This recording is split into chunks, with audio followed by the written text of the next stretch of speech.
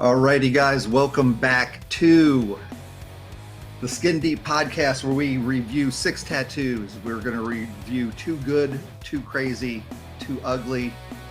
Lots of times the crazies could also fall under the good category. They're just usually a little bit more wild. And we are doing our first episode today with a guest critiquer, fellow tattoo artist, Spicoli. How you doing this morning, brother? Good. How we doing? Doing good. And of course, we've got our producer, Neighbor Nate. Yep, Waking up. Yeah, me too. And also fighting the cold. So I was in the office yesterday. I'm like, why is the whole upstairs obviously is warmer than downstairs? Heat rises. Right. My office is freezing. Yeah. Can't figure it out. The vent, I had to search for the vent. It's under the throw rug in a corner and was closed. Oh, that's why. Nice.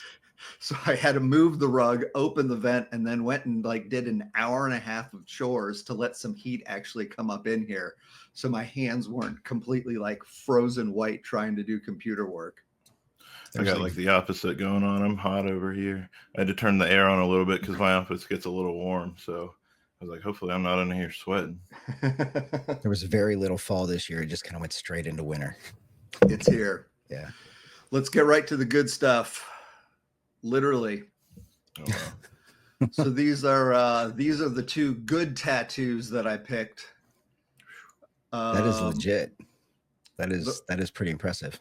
The first one, I love the drasticness of the color composition from darks to lights to brights. I mean, what's cooler than a fucking Kraken? But this thing goes from the neck down to the butt cheeks. I just think this thing is designed insanely well, and there's just so much to pick and look at it. But I kind of think what drew my eye out of the gates is within a second, I was like, holy shit. That's kind of cool when a tattoo elicits that reaction that quick. Right. Oh, yeah. Yeah, that's a lot. There's a lot to look at in that tattoo. You could study it for a while. Yeah, I can only imagine how much time that took, which is impressive on not the artist only, but the client as well, the collector. The way that they did the foaming break of the wave on the butt cheek where it's kind of coming up over is really impressive too. That adds a lot of depth, I think. It's kind of cool. Yeah, the perspective on this thing is pretty gnarly. Yeah, this almost, I look at this and then I think of the interview we did with Spicoli, and I'm thinking, this is like an oil painting. Oh, yeah. Yeah, but on skin, I can't imagine sitting there probably 50 to 100 hours, I would imagine. I don't know, unless they work quick, but. I'm thinking you're right. I think this is a couple year project, and I think this is 50 to 60 hours. And I think you can also tell by the vibrance of the tattoo. This was definitely somebody who was probably coming in every 2 weeks and getting work done. Yeah. That's a marathon. That is a marathon of a tattoo. Yeah, this was a dedicated client and a super talented artist. Next up, I thought this was cool, man. I mean, I don't know if somebody came to me and said, I want a jar of marbles, my brain wouldn't know where to start. I mean, yeah, Spicoli, like we were talking earlier, some of the stuff you do, and I'm like, dude, I wouldn't even know where to start. And you're like, I'm doing it. What are your thoughts on this? I mean, I kind of understand where to start, and it's still even more complicated, especially all the colors and everything, and not making everything muddy. You got to start with your darks, and you can't wipe it over your light colors. But in something like this, you kind of got to do it as you go, because your stencil's disappearing on you the whole time. So how does it work where they got the ball logo over the glass, but then the marbles behind it? Are you tattooing the ball logo first and then put the marbles around it, or how do you even go about that? Really just kind of as you go. I normally start in the bottom right and work my way up. Luckily, design-wise, you kind of figure that all out beforehand, color-wise and all that. So you don't really have to figure things out. You just place it where it goes. I'm almost wondering too if the artist went in here with a light gray wash and gray lined it first, just so he Maybe. didn't lose his stencil, and then was able to work things individually, and take his time with the highlights and whatnot. If I'm you'll blown away with how consistent the marbles are too. Like they're very like they're all kind of uniform, and they look 3-dimensional. Like that's got to be tricky to do that consistently. Yeah, and layers and stuff. It looks like they're like on top of each other behind and all that stuff too, without doing like, I mean, that's a ton of circles, Yeah. but what you can't gather until I tell you is, though, there's a second picture of this on Instagram. Dude, this tattoo is on a bicep. This thing can't be more than 3.5, well, probably 4 to 4.5 inches tall. Yeah, This is yeah. not a big tattoo. Wow. When you slide right on this photo when it's posted live, you shit your pants on how small this tattoo is on this guy's arm, which makes it even more impressive. That, and there's hardly any like redness or irritation. Like, it does not look like overworked one bit. Like, Yeah, gnarly. That's cool. Let's pop on to, again, the crazy. Sometimes the crazy could have been in the good. Sometimes it's just some weird subject matter. So let's get right to it. woo. Oh wow. That's cool. The dead rat with the inside guts being biomech. I just was like, I think that's a pretty brilliant fucking idea. Oh yeah. That's good. Yeah, the tattoos like that always make me think of like metal music. I feel like always the metal kind of dudes end up doing pretty wild stuff like that. Yep. Knife choice I thought was good too. Could have been any dagger, your classic old school traditional dagger. What's that, like a katana or something? Or yeah, so we've got Some Japanese style. Yeah, but the rat is very kind of traditional. So we've got biomech, Japanese, and traditional all wrapped up into one tattoo. Yeah, I thought it fit the crazy idea pretty well.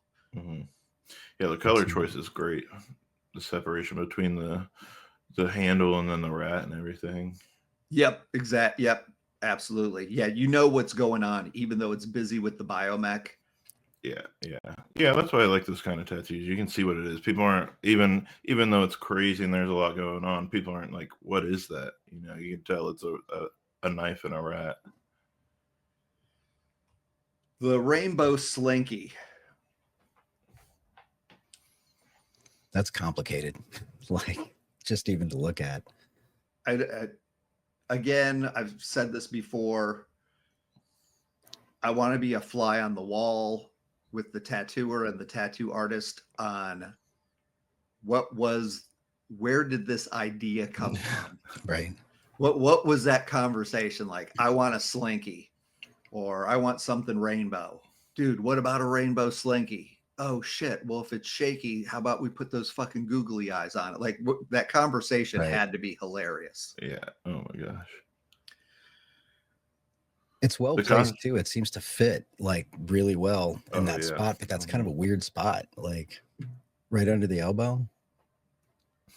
And healing pretty well, or not looking like it's too torn up, being right there next to your elbow. It probably lends well to movement too. It's a slinky, so it could be. Yeah. So absolutely. I mean, that could win a crazy award. That's a gnarly tattoo. The googly eyes make it for me. Impressive. Application's insane, especially when you zoom on it and they've got these bottom rings going behind the rings that are starting to go up. Yeah. Oh yeah. Like, my eyes would be cross-eyed. It would be so hard to see that. They nailed the 3-dimension that was critical for the slinky. Yeah, impressive. Definitely crazy. Kudos to whoever came up with the idea, and kudos to executed it. Of course, then we've got the ugly. Oh yeah. Ooh. Oh, you must really what is that monster? Like you must really like Monster. I to this day do not understand the fascination with getting the Monster logo tattooed on you, because I mean it's a whole thing. Oh, yeah. It's as popular as you know a band logo like Black Flag or ICP. I mean there are so many Monster tattoos out there. Yeah, and of course I like how they have the Limp Bizkit song on there, of course. Very fitting. Right. This guy should be paid money by the brand, right? Like he is an ambassador. You would think maybe that's why they would get it, right? But people probably also just love Monster that much. I think this guy just lives on fucking Monster energy drinks and said, well, if I can't grow a goatee, I'm going to get one. Which, by the way, I'm just noticing too, if you look to the right of it, right? Is that lipstick prints on his cheek? Yep. I think that's a tattoo. I don't think actually anybody was giving him a kiss. Like, right. I'm wondering if he now I'm wondering if we've just peeled another layer of this onion. Right. Yeah. Right. Well, they probably won't be around much longer after seeing this Monster tattoo. Right. Yeah. I mean, I see shit like this. I'm like, was this a bet? Like, what? How do we get to this point? A Monster logo goatee. Yeah, that's nuts. And then there's nothing that tickles me more pink as a tattooer than seeing an absolutely fucking botched up portrait. And I thought the comment made it even better. They don't even know, like they know each other. Yeah. He looks shocked that he's even there on his back. Like, how did like, we what get the here? hell? They're just as surprised as the tattoo. I think we looked at each other when we saw the tattoo pop up. Right. Exactly. I mean, if you're gonna make a mistake, or if you're gonna, I mean, at least go big, right? Like, do it as big as you can. Yeah.